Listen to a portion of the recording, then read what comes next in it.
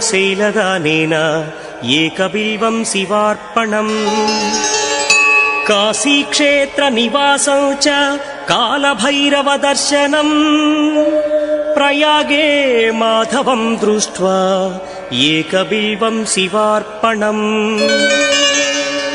इन्दुवारे व्रतं स्थित्वा निराहारो महेश्वरा। नक्तं हौष्यामि देवेश एकबिल्वं शिवार्पणम्।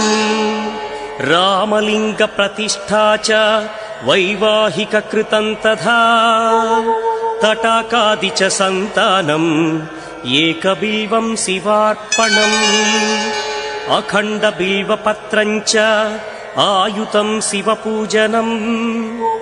कृतं नाम सहस्रेण एकबिल्वं शिवार्पणम्। उमा